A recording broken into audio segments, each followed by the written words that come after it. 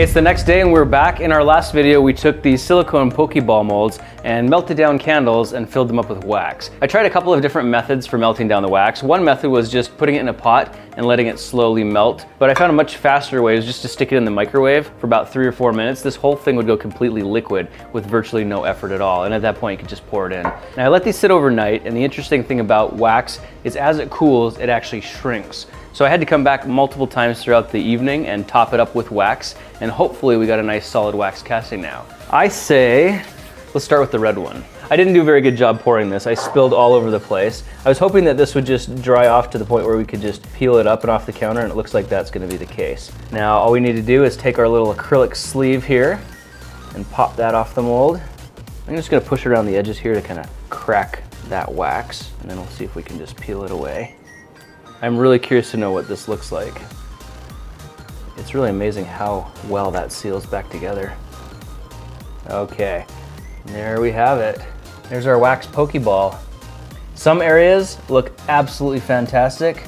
Other areas look a little bit pocked and bubbled. It might be enough to work with though. Anyway, there's our red cast. Let's see how the blue one turned out. Now with the blue one, I actually poured in a little bit of extra wax on the top because I was hoping that as it shrunk, it would suck that in, but instead, I think the top solidified before the bottom did. If you look down here near the bottom of the mold, you can see it's really smooth and really clean, but as we get closer to the top where the air bubbles would have got trapped, it starts to get very contaminated with pockets from the air bubbles. And you can clearly see how that translates into the casting as well. So air bubbles are our #1 enemy when it comes to casting. The front of the ball came out looking really good though. And the top of the ball is super smooth because there weren't any bubbles there. That would have been on the bottom of the mold, so all the bubbles would have traveled upward, and that came out looking pretty clean, pretty nice. I cut 2 more pieces of 5-inch acrylic tubing and glued them to this base here.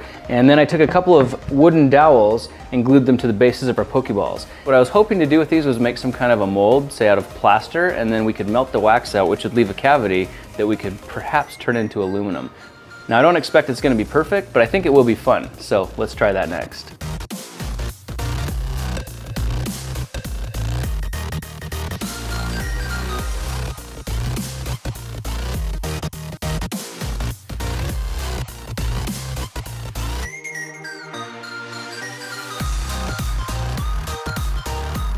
Uh-oh, my ball just came off, dang it. No.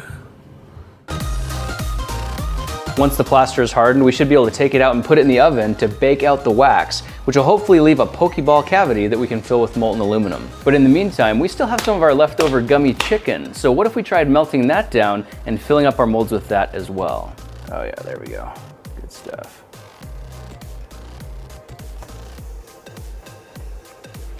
Melts down pretty quickly, doesn't it?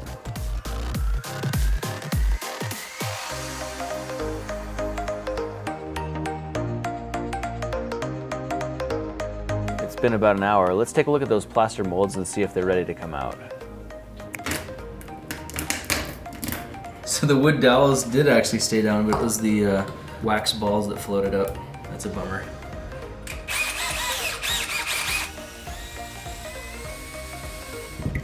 There we go. There's our wooden plug. You can see our wax balls still in there. Very nice. Okay. Yeah.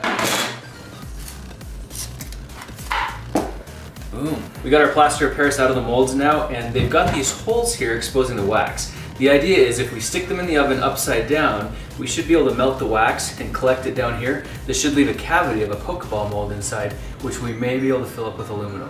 Who knows? We're about to find out, right? So just to recap what happened today, we took wax Pokeballs, we solidified them in a mixture of plaster of Paris and sand, and then we put those castings in the oven to melt the wax and leave a cavity that we can pour molten aluminum into. With any luck though, that's left a perfect Pokeball cavity in there. I mean, as perfect as we could get it. The idea is if we can cook out most of the gases from the plaster today, then if we pour molten aluminum tomorrow, we'll have a better chance at getting a good cast. And as for our gummy and chocolate Pokeballs, I'm gonna leave those in the fridge overnight, and we'll open those up and see how they turned out tomorrow as well. The other benefit to heating these things up in the oven is it's gonna make these molds warm, so when we pour our aluminum casting, it's not gonna have to warm it up. So will our plaster molds work? Will our molten aluminum actually form a solid aluminum Pokeball? You're gonna have to find out in the next video. So in the meantime, thanks for joining me for this experiment. I'll be looking for you in the next one. Talk to you then.